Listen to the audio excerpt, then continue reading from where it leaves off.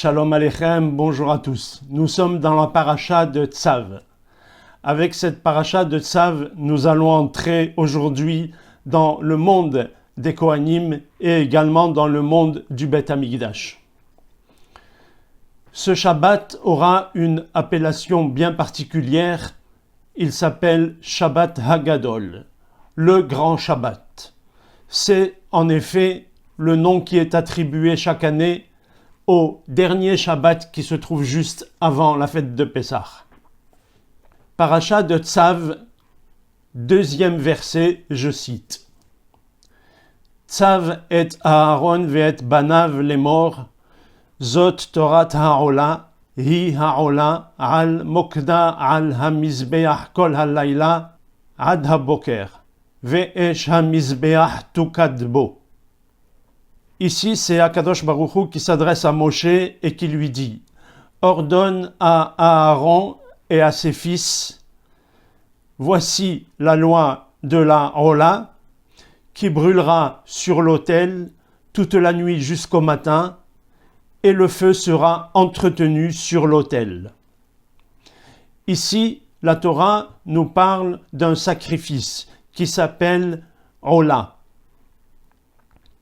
La particularité qu'a ce sacrifice, c'est qu'il sera brûlé sur l'autel entièrement.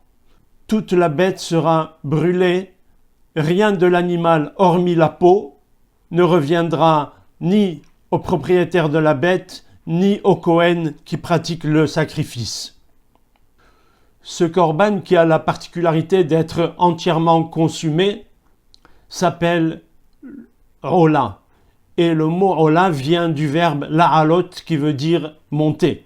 En effet, le korban est consumé entièrement par le feu et rien ne reste sur l'autel, tout monte en fumée. Il y a ici une allusion remarquable, laquelle?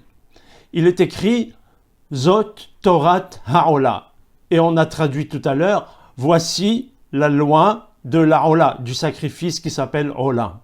Mais ces trois mots, on peut leur donner une autre lecture, on peut leur donner un autre sens. Zot Torat Ha'ola peut se lire voici la Torah qui monte. Quelle est cette Torah qui monte? Eh bien, si tu veux connaître la réponse, lis la suite du verset et tu auras la réponse. C'est celle qui est consumée entièrement par le feu, qui est offerte à Akadosh Baruch Hu, totalement dédiée et offerte à Hachem. Qu'est-ce que cela signifie quand on dit « Voici la Torah qui monte » ? Eh bien, l'allusion, c'est que lorsque une personne étudie la Torah, il faudra que son étude soit l'Echem Shamaim, pour la gloire de Dieu, et qu'elle soit entièrement offerte à Akadosh Baruch Hu en tant que mitzvah. C'est le seul but qui doit traverser l'esprit de la personne qui étudie. Et à ce moment-là, cette mitzvah pourra monter très haut.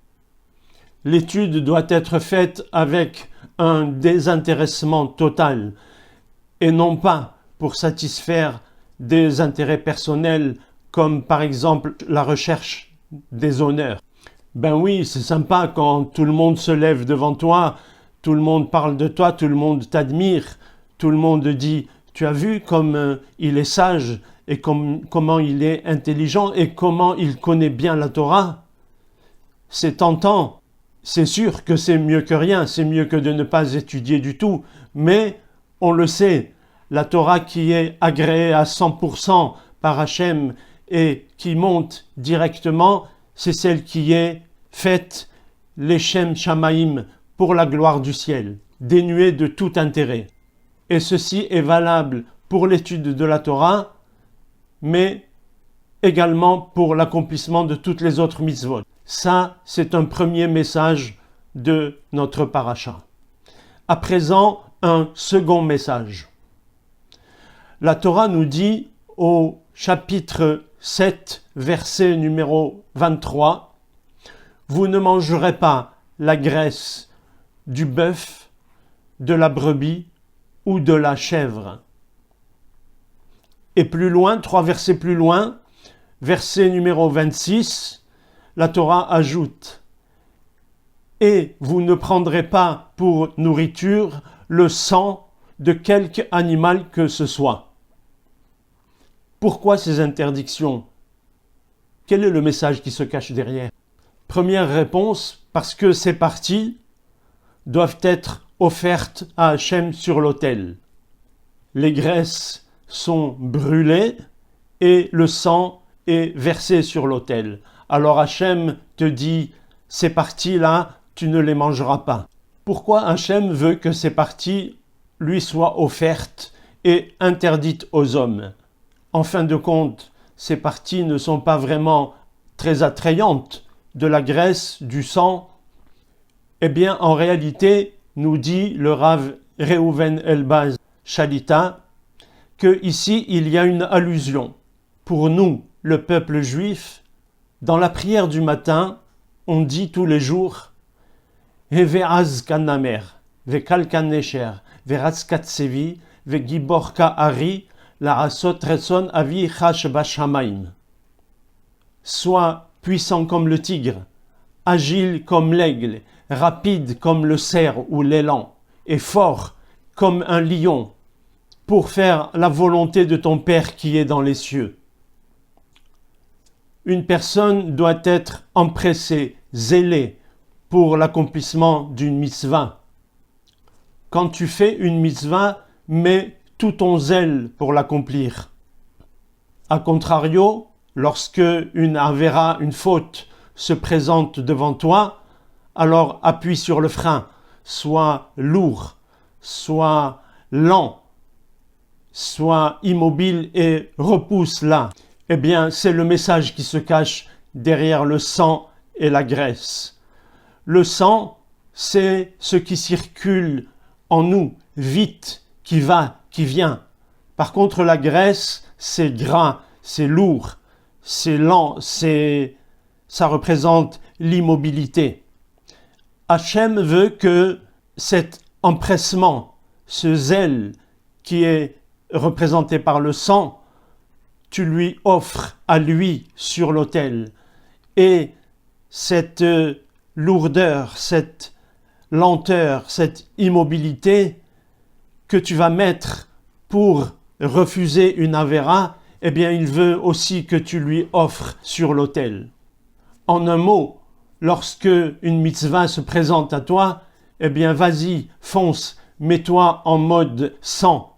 Par contre, lorsque une avéra est là et qu'elle te tend les bras, alors mets-toi en mode graisse. Utilise les propriétés de la graisse, l'immobilité, la lenteur, la lourdeur, la paresse, et repousse-la. Donc aujourd'hui, on a vu 2 messages principaux. Premier message, que ce soit dans l'étude de la Torah ou dans l'accomplissement des mitzvot, agis toujours les Shem Shamaim, pour la gloire de Dieu, sans rechercher les honneurs et sans rechercher aucun intéressement pour toi personnel. Tout comme le sacrifice de Ola, qui est entièrement consacré à Hachem, alors consacre ton étude entièrement à Hachem, les Shem Shamaim, sans rechercher aucun intérêt personnel. Deuxième message, employer le zèle, l'empressement pour vite accomplir la mitzvah qui se présente à toi. Et par contre, utilise les propriétés de la graisse, sois lourd, sois lent, sois paresseux, immobile face à la avéra. Car Hachem t'a demandé de lui offrir ces 2 particularités, ces 2 qualités que tu dois avoir. Le sang et la graisse. L'empressement et la lenteur, l'immobilité. Shabbat Shalom, Kol Tuv Lachem.